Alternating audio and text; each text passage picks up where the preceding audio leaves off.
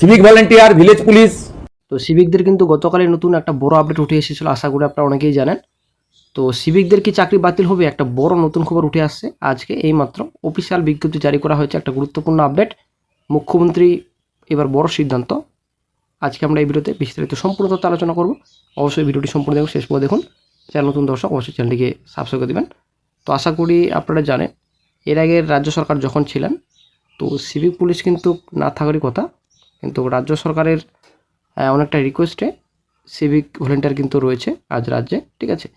তবে নতুন সরকারের এরকম কোনো বড় সিদ্ধান্ত নেই যে চাকরি বাতিল করা হবে সবার, কিন্তু যারাই বাছাই হবে, ঠিক আছে। একটা গুরুত্বপূর্ণ আপডেট, গতকালে কিন্তু 2000 টাকার কথা বলা হয়েছে, 2000 টাকা ভাতা বাড়বে, অ্যাকচুয়ালি বেতন বাড়বে, ঠিক আছে। তবে যারাই বাছাই করে অনেক সিভিক ভলেন্টিয়ার রয়েছেন যোগ্যতা নেই, এদের অনেক জল মিশানো, এদের যোগ্যতা নেই, অনেকেরই এডুকেশন সার্টিফিকেট ভুয়া। সিভিক ভলেন্টিয়ারে কাজ করছেন এবং অনেকে আনফিট রয়েছেন, সিভিক ভলেন্টিয়ারে কাজ করছেন।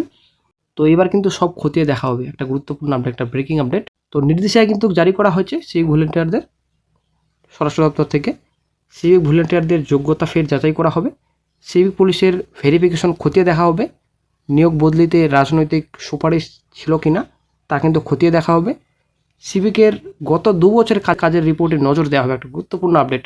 2 বছর ধরে রিপোর্ট কীরকম ছিল 2 বছরের সম্পূর্ণ তথ্য কিন্তু খতিয়ে দেখা হবে। ধর্ম দেখে নিয়োগ বদলি হয়েছে কিনা সেদিকেও কিন্তু নজর দেওয়া হবে। 90 দিনের মধ্যে, একটা গুরুত্বপূর্ণ আপডেট, ব্রেকিং আপডেট, 90 দিনের মধ্যে সিভিক যাচাই বাছাইয়ের নির্দেশ, ঠিক আছে। এই 90 দিনতে প্রসেস চলবে, একটা গুরুত্বপূর্ণ পর্যায়ে থাকবে।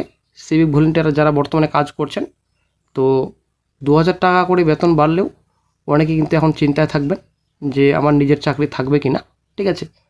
সিভিকদের চাকরি কি বাতিল হচ্ছে তাহলে? এটা কিন্তু নয়, সিভিকদের চাকরি বাতিল হচ্ছে, তবে যারাই বাছাই হবে, এটা কিন্তু পরিষ্কার বলছেন। কারো চাকরি কেড়ে নেবেন না, পরিষ্কার বলছেন রাজ্যের মুখ্যমন্ত্রী মাননীয় শুভেন্দু অধিকারী। কিন্তু যারাই বাছাই হবে যোগ্যতা হিসেবে চাকরি হবে, ঠিক আছে। যোগ্যতা আদৌ আছে কি না খতিয়ে দেখা হবে, ফিট রয়েছেন কি না, নাকি আনফিট রয়েছেন সিভিক ভলেন্টিয়ারে তবুও চাকরি করছেন, অবশ্যই সেদিকে নজর দেওয়া হবে। এবং ধর্মের ভিত্তিতে নিয়োগ করা হয়েছে কি না সেই বিষয়ে কিন্তু খতিয়ে দেখা হবে, সব নজর দেওয়া হবে, ঠিক আছে। 90 দিন থাকছে এখানে এবার ডেডলাইন, 90 দিনের মধ্যে কিন্তু সম্পূর্ণ খতিয়ে দেখে একটা গুরুত্বপূর্ণ নির্দেশিকা আবারও কিন্তু জারি করা হতে পারে, একটা গুরুত্বপূর্ণ আপডেট। তবে সিভিকদের চাকরি কিছু কিছু বাতিল হতে পারে, ঠিক আছে। এটা বাতিলে বলা চলে, যদি কেউ আনফিট থাকে, কেউ যদি যোগ্যতাই নেই বলা চলে, তবুও চাকরি করছেন বর্তমানে সিভিক ভলেন্টিয়ারে, তো অবশ্যই কিন্তু চাকরি বাতিল হতে পারে।